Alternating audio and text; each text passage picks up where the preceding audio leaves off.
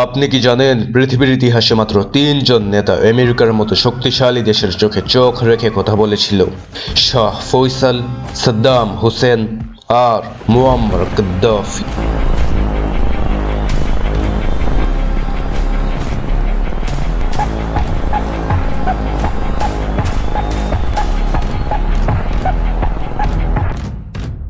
আজকের ভিডিওতে আমরা কথা বলবো সেই গাদ্দাফিকে নিয়ে, একজন যিনি তার দেশকে দারিদ্র থেকে উন্নতির শিখরে তুলেছিলেন, কিন্তু শেষমেশ নিজের জনগণের হাতেই রাস্তায় তিনি নিহত হয়েছিলেন।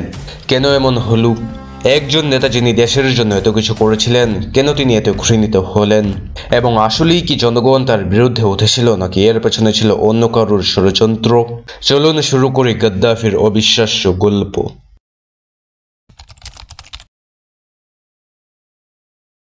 1951 সালে লিবিয়া স্বাধীন দেশ হিসেবে স্বীকৃতি পায়, কিন্তু স্বাধীনতার আনন্দ বেশি দিন স্থায়ী হয়নি।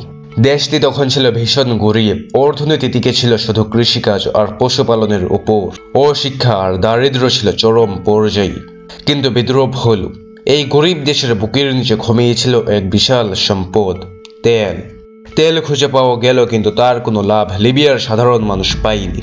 সবকিছু চলে যাচ্ছিল পশ্চিমাদের পকেটে, আর দেশের রাজা ইদ্রিস ছিলেন শুধু তাদের এক পুতুল। রাজা ইদ্রিস বিলাসবহুল প্রাসাদে আরামে দিন কাটাচ্ছিলেন, যখন সাধারণ মানুষ একবেলা খাবারের জন্য লড়াই করত। দেশ ভুগছিল দারিদ্র্যে, কিন্তু রাজা ডুবেছিল পশ্চিমাদের দেওয়া বৈভবে।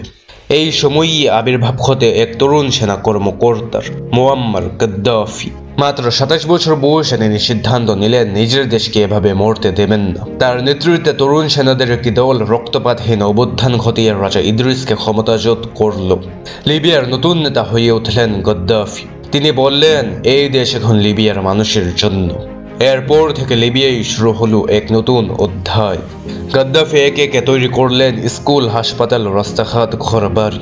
চিকিৎসা হলো সম্পূর্ণ বিনামূল্যে, শিক্ষা হলো সবার জন্য উন্মুক্ত। তেল বিক্রির টাকা আর পশ্চিমাদের হাতে গেল না, বরং পৌঁছাতে লাগলো সাধারণ মানুষের ঘরে।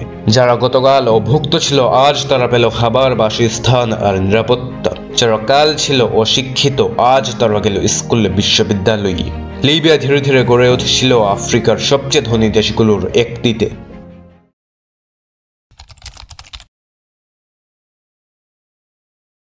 1969-এর পর গাদ্দাফি শুধু লিবিয়ার নেতা নন, আফ্রিকার মানুষের কাছে হয়ে উঠলেন আশা। তিনি বললেন, আফ্রিকা এক পরিবার, আমরা এক পতাকার নিচে থাকব। লিবিয়ার তেলের টাকা খরচ করলেন আফ্রিকার স্কুল, হাসপাতাল, রাস্তাঘাটে। তিনি স্বপ্ন দেখলেন, একদিন আফ্রিকা হবে এক মুদ্রা, এক সেনা, এক কেন্দ্রীয় ব্যাংক। মানুষ তাকে ডাকতে লাগলো আফ্রিকার রাজা। তিনি শেখালেন মাথা উঁচু করে দাঁড়াতে, পশ্চিমাদের চোখে চোখ রেখে কথা বলতে। কিন্তু এই সাহসী তাকে বানালো পশ্চিমাদের চোখের কাঁটা। তিনি ঘোষণা দিলেন, লিবিয়ার তেল শুধু লিবিয়ার জন্য। বিদেশি কোম্পানিগুলোকে বের করে দিলেন। পশ্চিমারা বুঝলো, এখানে আর কোনো দালাল নেই, বরং এমন এক নেতা এসেছে যে কাউকে ভয় পায় না। এরপর তার নাম ছড়িয়ে পড়লো আরব দুনিয়ায়। তিনি বললেন, ফিলিস্তিন শুধু আরবের নয়, এটা আমাদের সবার যুদ্ধ। টাকা, অস্ত্র, প্রশিক্ষণ পাঠালেন ফিলিস্তিনিদের জন্য। আরবরা দেখলো একজন নেতা আছেন যিনি সত্যিই পাশে দাঁড়াচ্ছেন। নাসের মারা গেলে মানুষ ফিসফিস করে বলল, নতুন নাসের কে হবে? উত্তর এলো গাদ্দাফি। কিন্তু যখন তিনি আফ্রিকা আর আরবের হিরো হয়ে উঠলেন, পশ্চিমাদের কাছে তিনি হয়ে গেলেন দুঃস্বপ্ন। তখন থেকেই শুরু হলো প্রচারণা যুদ্ধ, ডিক্টেটর এর তকমা, সন্ত্রাসের পৃষ্ঠপোষক নামে অপবাদ। লিবিয়ার মানুষ তখনও ফ্রি স্কুল, ফ্রি হাসপাতাল, ফ্রি বাসায় থাকতো। জাতিসংঘ পর্যন্ত বলেছিল আফ্রিকার সেরা জীবন মান লিবিয়ায়।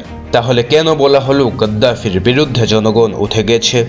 কারণ এটাই ছিল সেই নাটক যার নাম দেওয়া হলো আরব বসন্ত। বিদ্রোহীদের হাতে টাকা আর অস্ত্র দিল কারা? উত্তর লুকিয়ে আছে পশ্চিমাদের হাতেই।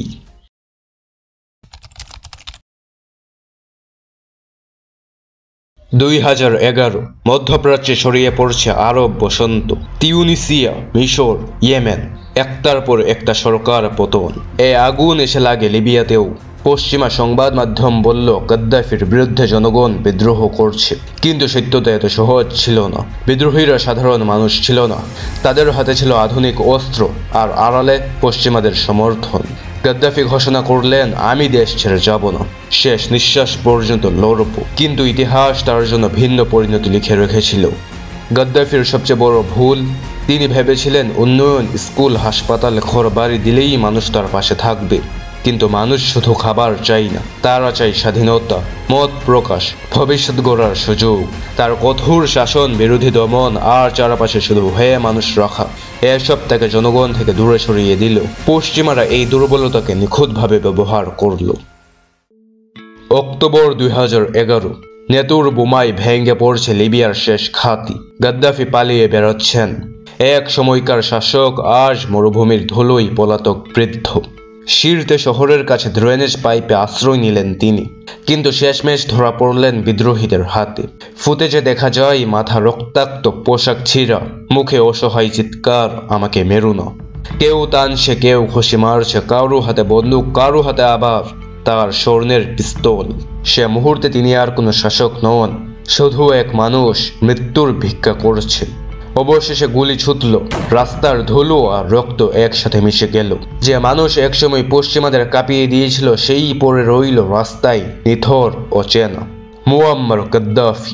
তিনি কি ছিলেন নায়ক নাকি এক নায়ক? উত্তর সহজ না। তিনি লিবিয়াকে উন্নত করেছিলেন, আফ্রিকাকে স্বপ্ন দেখিয়েছিলেন, পশ্চিমাদের চ্যালেঞ্জ করেছিলেন, কিন্তু একই সাথে স্বাধীনতা কেড়ে নিয়েছিলেন আর জনগণ থেকে দূরে সরে গিয়েছিলেন। শেষে তিনি নিহত হলেন নিজের দেশের হাতেই। তবুও আজও প্রশ্ন থেকে যায়, সত্যিই কি জনগণ তাকে হত্যা করেছিল, নাকি এর পেছনে ছিল এক সুপরিকল্পিত ষড়যন্ত্র?